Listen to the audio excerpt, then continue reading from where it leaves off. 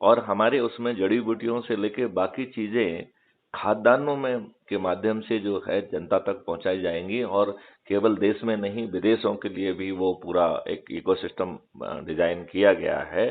तो हम जो है बड़ी आसानी से अपने देशवासियों को निरोगी व दीर्घायु बना पाएंगे।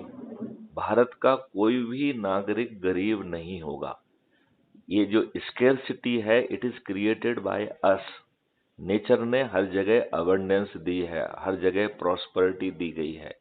जैसे ही हम नेगेटिव फोर्सेस को हटा देंगे, भारत का हर नागरिक जो है वो अमीर हो जाएगा, समृद्ध हो जाएगा। अमीर is not the right word, समृद्ध होगा।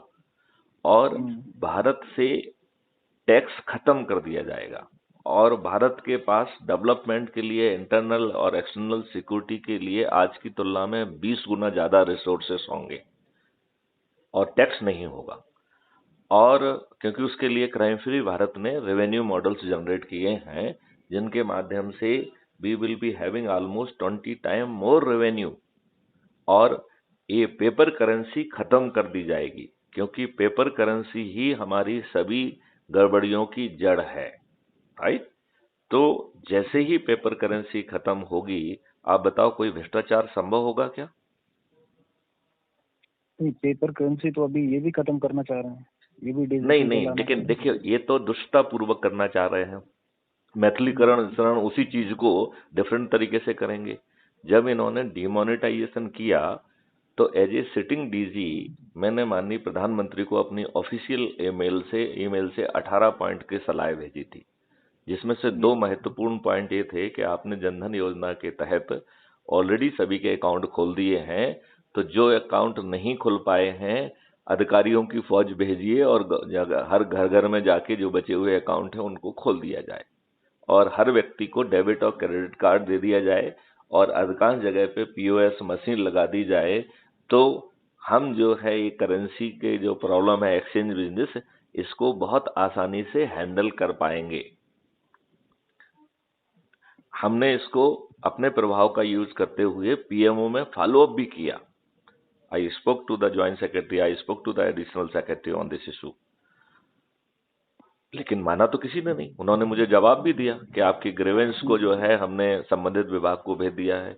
तो भैया माननीय प्रधानमंत्री, उनका जवाब नहीं लेकिन नहीं, ये तो दुष्टता पूर्वक जवाब है ना। हमारा ग्रीवेंस नहीं है, it was not my grievance, it was suggestion.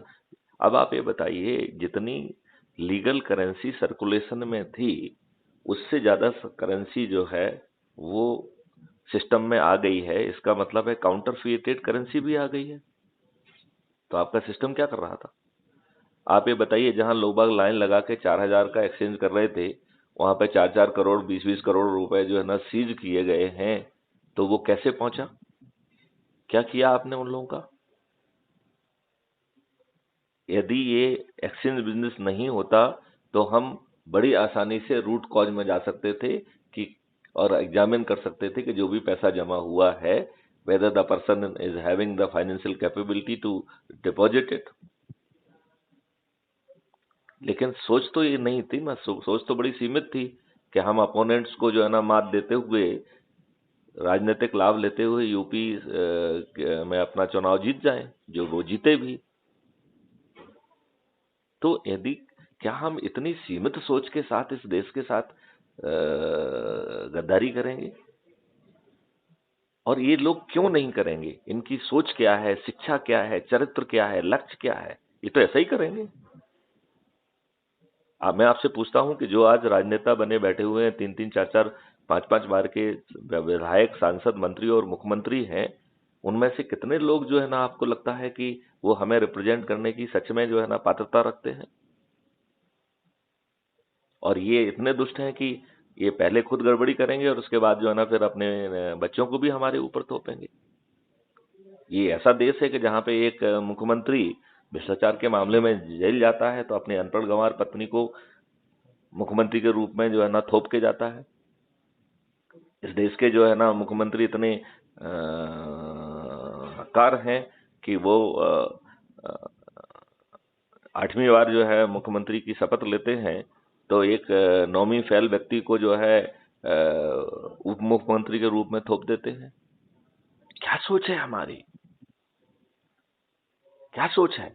क्यों हम बाहुबलियों, दल बदलुओं और अपराधियों को जो है ना प्रेशर दे रहे हैं? क्यों? क्योंकि हमें सत्ता में बने रहना है और ये मॉडल हमारा काम कर रहा है।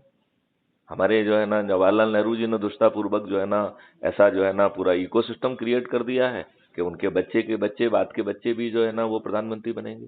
क्यों बनेंगे उनके बच्चे प्रधानमंत्री? क्या है उनके उसमें, क्या काबिलियत है?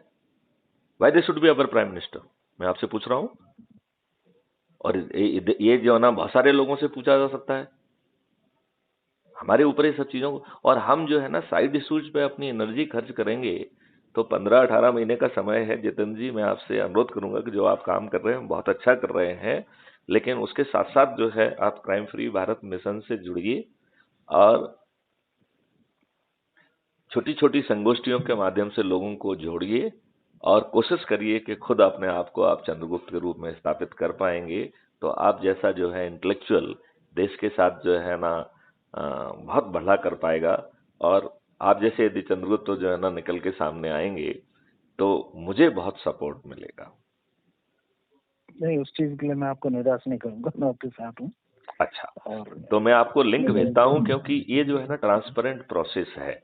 इसमें जो है हर दिन जो है जो सबसे ज्यादा लोगों को जोड़ता है उसके कमेंडेशन सर्टिफिकेट होता है। आज के दिन फर्स्ट सेकंड थर्ड कौन रहा, आप हर किसी के कंट्रीब्यूशन को देख सकते हैं। आप जो है ना वीक के कंट्रीब्यूशन को देख सकते हैं, आप महीने के कंट्रीब्यूशन को देख सकते हैं, आप आज तक के कंट्रीब्यूशन को देख सकते हैं। और हमारा सिस्टम जो है जैसा हमने आपको बताया है वो आपको पद भी बांट रहा है और वो पद बांटने के पीछे केवल एक ही सोच है कि एक तो मोटिवेट करना सोच है और दूसरा आपको ये विश्वास दिलाना है कि आपको अपने कर्म पे फोकस रखना है। आपको किसी से मिन्नत करने की जरूरत नहीं, हाथ फैलाने की जरूरत नहीं है। आपको जो मिलना है वो स्वतः मिल जाएगा, राइट। और यही चीज जब आप चंद्रगुप्त की यात्रा पे निकलेंगे तब होगी, और यही चीज जब आपको सांसद का टिकट मिलेगा तब होगा, और बाद में जो है ना राज्यों के विधायकों का टिकट मिलेगा तब होगा। और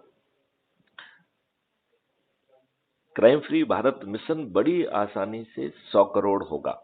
मैं थोड़ा सा समय लूं कि आपको समझाने की हम कितनी आसानी से 100